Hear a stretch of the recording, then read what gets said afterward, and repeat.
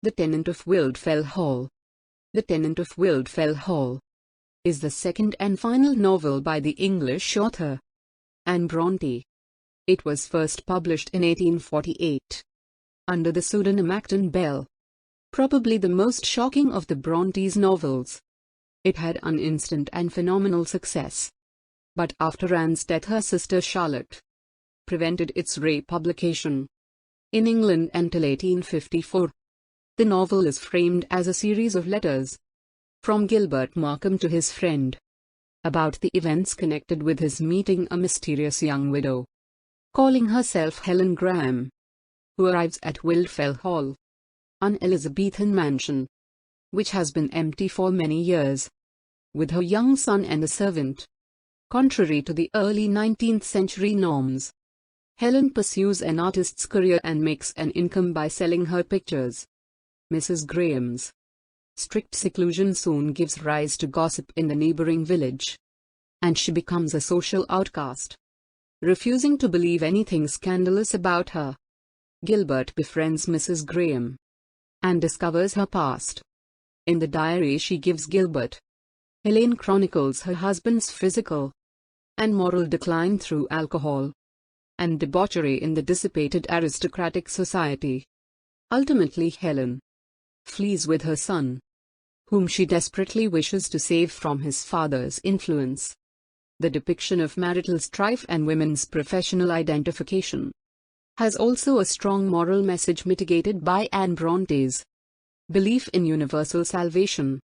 Themes in the novel are alcoholism, domestic violence, gender relations, displacement, marriage, motherhood and universal salvation. Timeline of the novel. The novel begins in 1847, but flashes back to the period from 1821 to 1830, before returning. 1792 to 1793 Arthur Huntingdon born. 1802 to 1803 Helen Lawrence born at Wildfell Hall, Gilbert Markham born. 1821 The beginning of Helen's diary, the 1st of June. She is back from her first season in London where she met Arthur. Wedding of Helen and Arthur, the 20th of December. 1822 Helen reports the birth of her son, named also Arthur, the 5th of December. 1824 Helen reveals Arthur's affair with Annabella, the 7th of October. 1827 Helen flees to Wildfell Hall with Rachel and little Arthur, the 24th of October. 1828 Helen goes back to Grossdale to take care of Arthur, the 4th of November. Arthur dies, the 5th of December. 1830 Gilbert and Helen are married, August. 1847 Gilbert ends his letter to Jack Halford and the narrative, the 10th of June. Plot summary. The novel is divided into 3 volumes. Part 1. Chapters 1 to 15. Gilbert Markham narrates how a mysterious widow, Mrs. Helen Graham, arrives at Wildfell Hall, a nearby mansion, a source of curiosity for the small community. The reticent Mrs. Graham and her young son, Arthur, are slowly drawn into the social circles of the village. Initially Gilbert Markham casually courts Eliza Millward, despite his mother's belief that he can do better. His interest in Eliza wanes as he comes to know Mrs. Graham. In retribution, Eliza spreads, and perhaps creates, scandalous rumors about Helen.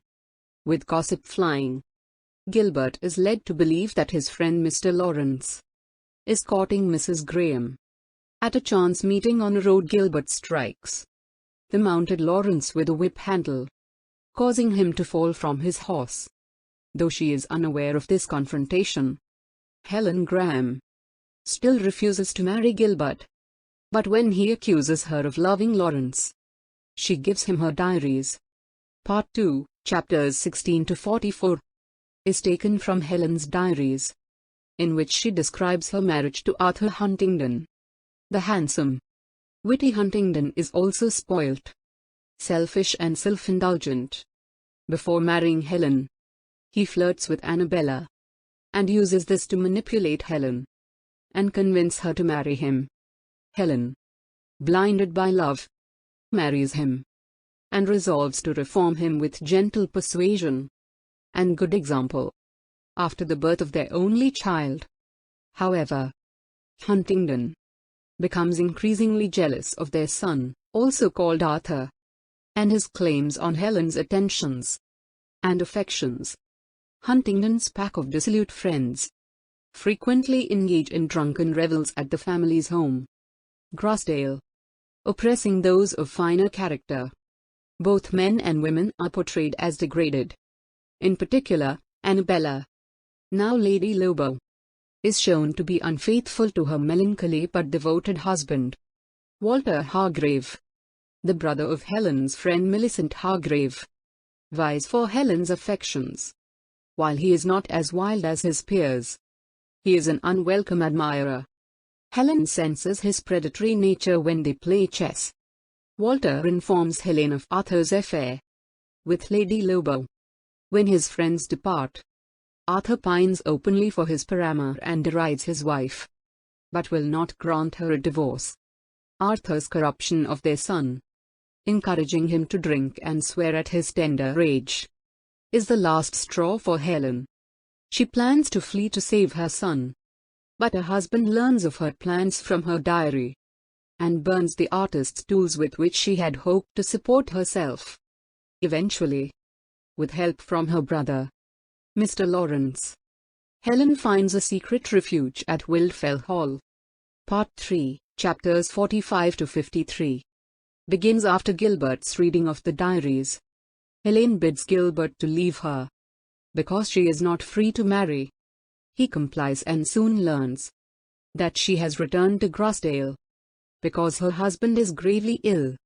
Helen's ministrations are in vain, and Huntingdon's death is painful since he is fraught with terror at what awaits him.